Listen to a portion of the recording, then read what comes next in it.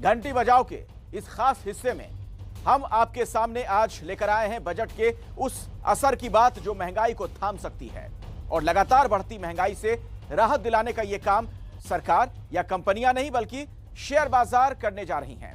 Budget को लेकर share बाजार ने जिस तरह का पॉजिटिव रुख दिखाया उससे महंगाई के घटने की ना सही लेकिन ठहरने की उम्मीद तो जरूर बढ़ गई।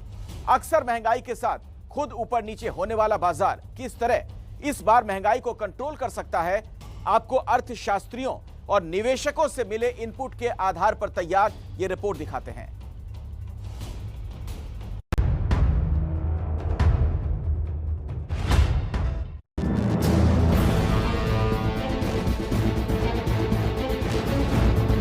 भारतीय शेयर बाजार ने बजट का स्वागत किया। मंगलवार सुबह सेंसेक्स 583 अंक बढ़कर 58,597 अंक पर खुला। सेंसेक्स और निफ्टी ने लगातार हरे निशान के साथ कारोबार किया। जब वित्त मंत्री ने बजट भाषण पूरा किया उस समय सेंसेक्स 954 अंक ऊपर कारोबार कर रहा था। पिछले 10 सालों में ये पहला मौका है जब बजट से पहले शेयर बाजार में तेजी देखने को मिली। पिछले आंकड़ों को देखें तो आम बजट से पहले विदेशी निवेशकों की बिकवाली से बाजार में गिरावट का रुख रहता था, लेकिन इस बार बाजार में बहार साफ दिख रहा है। ऐसे में जाहिर है कंपनियां जो कि पेट्रोल डीजल के बढ़ते दाम और कोरोना की वजह से गिरते डिमांड की स्थिति में भी चीजों की कीमतें बढ़ाने का प्लान तत्काल लागू नहीं करके महंगाई को बढ़ने से रोक सकती हैं। कि इन्फ्लेशन में एक टेम्परेरी राहत देखने को मिल सकती है कि कुछ समय तक इन्फ्लेशन ना बढ़े। और हमने देखा कि पेट्रोल डीजल के दाम भी पीछे कुछ हफ्तों से नहीं बढ़े हैं, उसकी वजह से भी इन्फ्लेशन में कुछ राहत मिल सकती है। पर जो ही सामान्य परिस्थितियां होंगी वापस दाम बढ़ते हुए दिख सकते हैं, इन्फ्लेशन फिर ऊपर जाते हुए दिख सकता है। शेयर बाजार का ये सुलूक आने वाले वक्त में महंगाई बढ़ने की स्थिति को रोक तो नहीं सकता, लेकिन महंगाई की लहर को कुछ हद तक टाल जरूर सकता है। देखिए, इस बात को आप समझिए कि दुनिया भर में इस समय आपूर्ति और मांग मिसमैच होने की वजह से महंगाई का दबाव बढ़ रहा है। इस तरह की स्थितियों में हाई क्वालिटी शेयरों में बाजार की तुलना में अधिक तेजी दर्ज की जाती है। ये बात उन कंपनियों के लिए भी सही साबित होती है जो बेहतर तरीके से अपनी फ्रेंचाइजी देते हैं। ऐसी कंपनियों को दूसरी प्रतियोगी कंपनियों का दबाव ना बढ़े, इसलिए ये मौका रहता है कि वो कीमतें ना बढ़ाएं। इसका असर उपभोक्ता पर यही होता है कि ज्यादातर कमोडिटी की कीमतें अचानक बढ़ने से थम जाती हैं, यानी हमारे आपके लिए महंगाई की मार थोड़ी कम जरूर हो जाती है।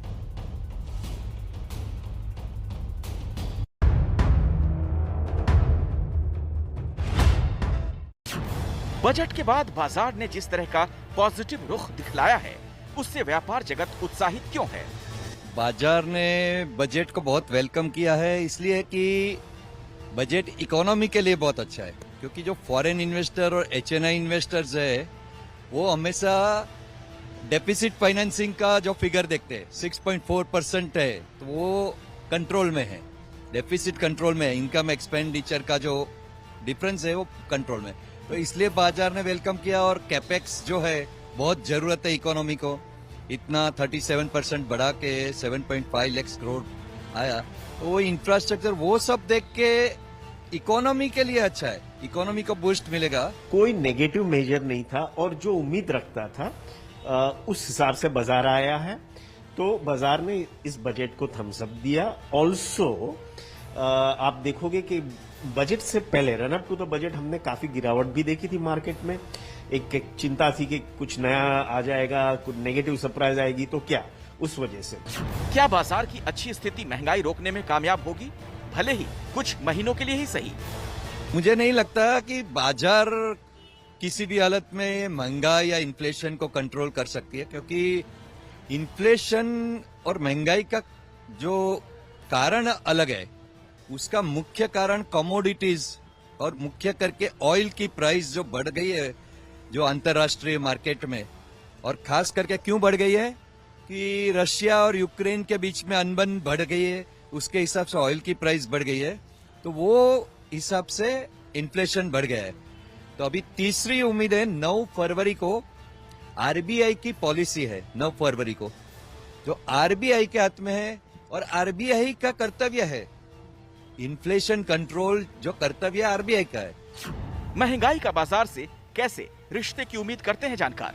कि देखिए, अगर कंपनियों को इन्फ्लेशन मैनेज करना है, आगे जाके उनका ठीक रहना है, और अगर आप शेयर होल्डर्स को बता दें कि भाई साहब मैं थोड़ा कम बनाऊंगा इस साल क्योंकि मैं दाम नहीं बढ़ाना चाहता, अगर प्रेशर है कि आप प्रॉफिट दीजिए सब शेयर होल्डर्स को, तब तो मुश्किल होगा इन्फ्लेशन के लिए। नहीं तो पैक वेट सारे एफएमसीजी कंपनीज में पैक वेट कम करेंगे, चाहे साबुन हो, चाहे बिस्किट हो, चाहे जो भी हो। अगर आपको मिल रहा था तो थोड़ा बहुत आप कंज्यूमर भी बेयर करेगी और कस्टमर भी और कंपनी भी बेयर करेगी। मेरे ख्याल दोनों मिल के शायद ये इन्फ्लेशन को कंट्रोल कर सके। दुनिया भर की इकोनॉमी में आपूर्ति की तुलना में मांग ज्यादा बढ़ रही है। इस वजह से बड़ी अर्थव्यवस्था में इस समय महंगाई में तेजी देखी जा रही है। भारत समेत कई देशों में महंगाई की दर पिछले 20 सालों के उच्च स्तर पर पहुंच गई। भारत में महंगाई की दर पिछले 2 महीने से 6% से ऊपर बनी हुई है और ऐसा लग रहा है कि महंगाई की दर 6% से नीचे जल्द आने के आसार भी नहीं। और अब अगली खबर, आईएएस अधिकारी समीर वानखेड़े और कैबिनेट मंत्री नवाब मलिक के बीच विवाद खत्म होने का नाम नहीं ले रहा। अब मामला वानखेड़े परिवार के व्यवसाय पर आ गया। नवाब मलिक ने आरोप लगाया कि नवी मुंबई के पॉश इलाके में बार और रेस्टोरेंट है जिसके मालिक समीर वानखेड़े हैं, जिन्होंने अपने उम्र की गलत जानकारी देते हुए लिकर लाइसेंस हासिल किया था। समीर वानखेड़े ने 29 अक्टूबर 1997 के दिन लाइसेंस हासिल किया था, लेकिन उस वक्त समीर की उम्र 17 साल 11 महीने थी। समीर का जन्मदिन 14 दिसंबर 1979 है। नवाब मलिक की शिकायत के बाद ठाणे के कलेक्टर ने इस लिकर लाइसेंस को रद्द करने का फैसला लिया है। मैं इस वक्त मुंबई के नजदीक नवी मुंबई के वाशी इलाके में हूं और वाशी इलाके में यह है सदगुरु फैमिली रेस्टोरेंट एंड बार। दरअसल आरोप यह लगाया है नवाब मलिक ने कि 29 अक्टूबर 1997 को इस सदगुरु फैमिली रेस्टोरेंट एंड बार का लीकर लाइसेंस हासिल किया गया। आरोप यह है कि समीर वानखेड़े ने अपने जन्मदिन की गलत जानकारी देते हुए यह लीकर लाइसेंस हासिल किया। जब यह लीकर लाइसेंस हासिल किया गया तब समीर वानखेड़े की उम्र 17 साल 11 महीने थी, जबकि लीकर लाइसेंस हासिल करने के लिए बालिग होना जरूरी है। ऐसे पर नवाब मलिक के की गई शिकायत के आधार पर थाने कलेक्टर ने संज्ञान लिया है और थाने कलेक्टर अब इस पर कार्रवाई कर रहे हैं। थाने कलेक्टर इस बार और रेस्टोरेंट का जो लीकर लाइसेंस है उसको रिवोक कर रहे हैं, उसको रद्द कर रहे हैं। समीर सदगुरु बार और रेस्टोरेंट के मैनेजर गणेश शेट्टी के मुताबिक अब तक उन्हें कोई आधिकारिक जानकारी नहीं मिली है, लेकिन वानखेड़े परिवार कानूनी सलाह ले रहा है। गणेश शेट्टी का कहना है इस बार और रेस्टोरेंट से दर्जनों लोगों का घर चलता है, लेकिन 24 सालों से चल रहे इस व्यवसाय पर कार्रवाई करने से रोजगार प्रभावित होगा। बदले की भावना से कार्रवाई की गई है। ये कम से कम 23 साल से 24 साल से चल रहे हैं, लीगली हम लोग चला रहे हैं। अभी तक उसके ऊपर एक फॉल्ट भी नहीं, केस देखना गलत है, ना टाइमिंग है, ना मिस यूज है, अच्छे से चला रहा था। लेकिन अचानक ऐसा करके और सुनने में आ रहा है कि इसको बंद करने वाले। क्या है, क्या ऑब्जेक्शन ले रहे हैं? ऑब्जेक्शन बोलेगा तो मिस्टर लाइसेंस का सर सामने समीर सर उसके एज के ऊपर है।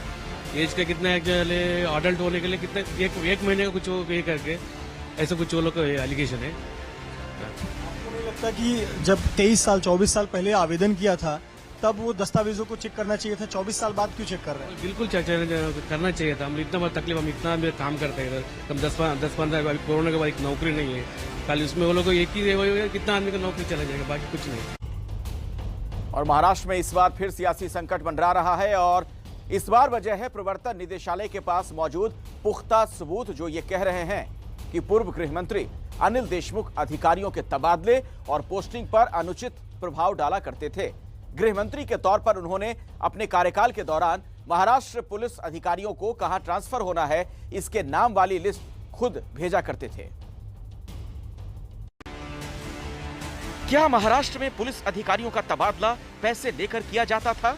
क्या करोड़ों की इस बंदरबाट का हिस्सा खुद गृह मंत्री लिया करते थे? आखिर क्या है उस अनऑफिशियल लिस्ट का राज? पुलिस अधिकारियों वाली लिस्ट अनिल देशमुख के कार्यालय में बहुत एडवांस में कैबिनेट मंत्री अनिल परब के साथ सलाह मशविरा करने के बाद बनाई जाती थी और बहुत से मौकों पर इस अनऑफिशियल लिस्ट को खुद देशमुख ही एसीएस होम को भेजा करते थे। महाराष्ट्र के पूर्व गृह मंत्री अनिल देशमुख के खिलाफ मनी लॉन्ड्रिंग की जांच कर रही ईडी ने कई लोगों के बयान दर्ज किए। इसी में से एक नाम परमवीर सिंह का भी था। सिंह ने अपने बयान में कई सारे खुलासे किए। सिंह ने कहा कि जिस एपीआई सचिन वजे की नियुक्ति को लेकर इतने सवाल खड़े हो रहे हैं, जब कई सारे निलंबित अधिकारियों की रिव्यू की एक मीटिंग थी जिसमें सचिन वजे का नाम भी था, उसमें सचिन वजे को दोबारा से सेवा में लेने के लिए उस वक्त के गृह मंत्री अनिल देशमुख ने उन्हें इंस्ट्रक्शन दिए थे। उनके अलावा महाराष्ट्र के मुख्यमंत्री उद्धव ठाकरे, महाराष्ट्र सरकार में मंत्री आदित्य ठाकरे ने भी सीधे इंस्ट्रक्शन दिए थे। साथ ही ये भी आरोप लगाया कि सचिन वजे को क्राइम ब्रांच में नियुक्त किया जाए और क्राइम ब्रांच में अच्छी यूनिट दी जाए, जिसके लिए उन्हें दबाव डाले जा रहे थे और ये दबाव उन पर अनिल देशमुख और उद्धव ठाकरे की तरफ से दिए गए थे। हालांकि अनिल देशमुख अपने बयानों में अक्सर कहते हैं कि वो सचिन वजे को नहीं जानते थे, सचिन वजे से वो कभी नहीं मिले थे। कैमरामैन अनूप रस्तोगी के साथ सूरज ओझा, एबीपी न्यूज, मुंबई। और अब खबर कोरोना से जुड़ी हुई। मुंबई की बात की जाए तो यहां भी अब कोरोना के मामले कम हो रहे हैं और आज की तारीख में यहां एक भी कंटेनमेंट जोन नहीं है। तो आइए देख लेते हैं आज मुंबई का कोरोना अपडेट। मुंबई में बीएमसी ने आज कुल 46,073 लोगों की कोरोना जांच की है। संक्रमित मरीज उनमें से 1,128 पाए गए हैं। वहीं 1,838 मरीज आज पूरी तरीके से ठीक होकर अपने घर को लौटे हैं। मृत व्यक्ति की संख्या कोरोना से जो आज हुई है वो 10 है। साथ ही साथ जो टोटल एक्टिव मरीज हैं इस वक्त मुंबई शहर में वो 8,158 है। वहीं सील बिल्डिंगों की बात करें तो 4 सील बिल्डिंगें हैं और कंटेनमेंट जोन की संख्या 0 है।